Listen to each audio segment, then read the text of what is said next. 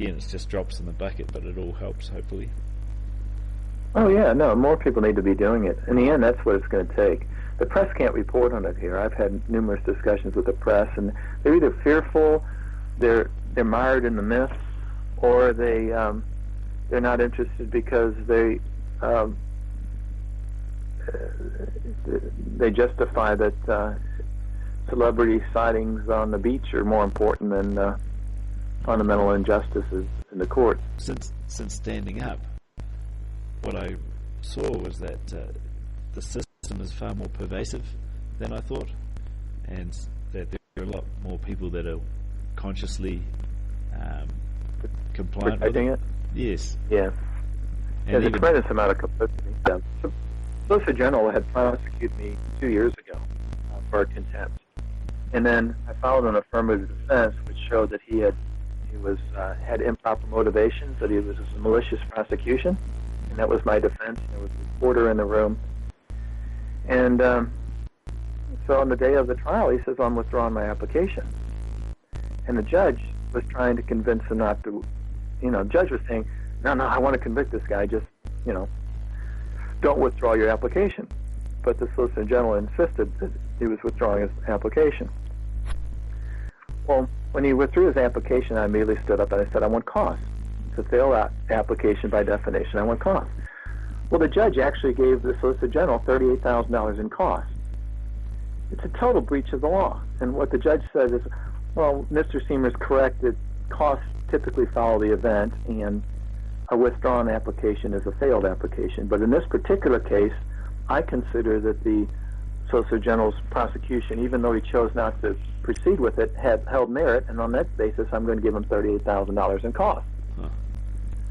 So I took that to the Court of Appeal, and the Court of Appeal dismissed my appeal, agreed with the High Court. I took it to the Supreme Court. The Supreme Court, in infinite wisdom, and this shows how bad the problem is, because we're talking about not one judge, but the 5 highest judges in the country, said that, well, they agree with the Court of Appeal that Mr. Seimer is a recidivist contemptor. He's been found guilty of contempt before. And had the Solicitor General proceeded with this case, Mr. Seimer surely would have been found guilty. Now, that's ridiculous. I mean, that violates my presumption of innocence. Yes. I didn't get a trial, and the Supreme Court is saying I surely would have been found guilty. Mm-hmm. So I have a lawyer taking that now to the UN. And they can't escape this. Now, that's the UN's like a 4-year process to go through all that. But we're going to have all these decisions going up.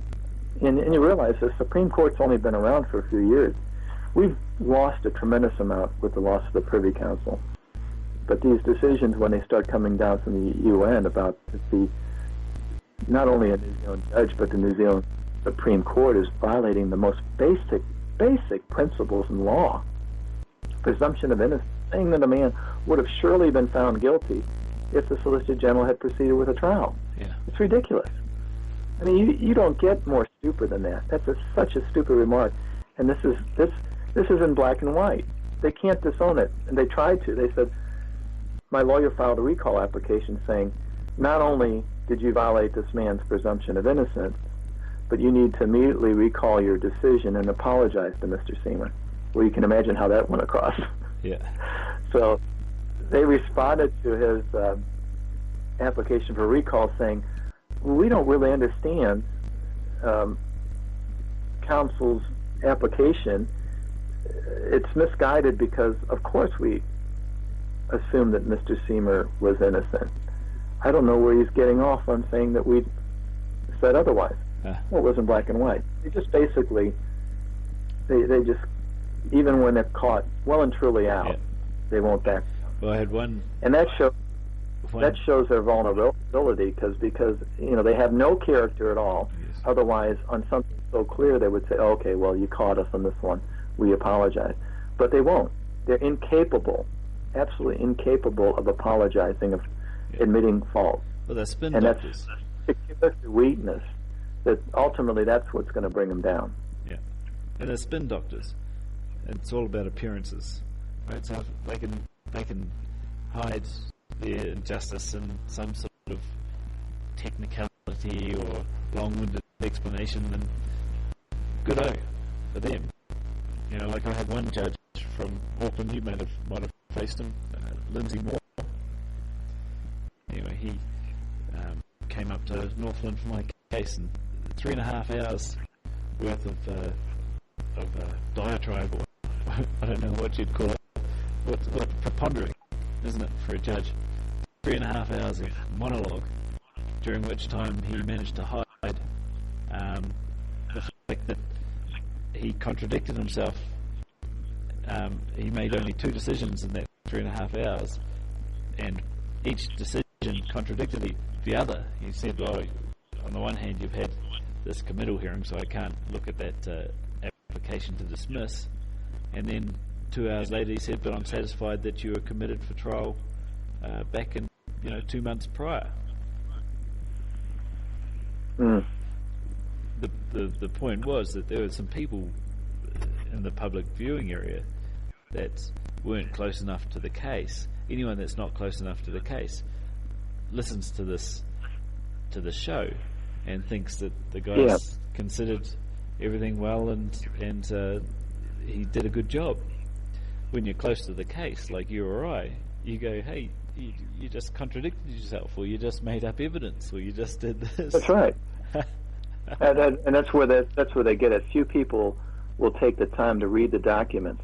So when a judge says that black is white, and they routinely do, they'll say that black is white. No one questions it because they don't have the benefit of the actual documents that show that the judge was just making it up. They have blind faith in the judge getting it right, and that blind faith is unwarranted, and it's quite dangerous.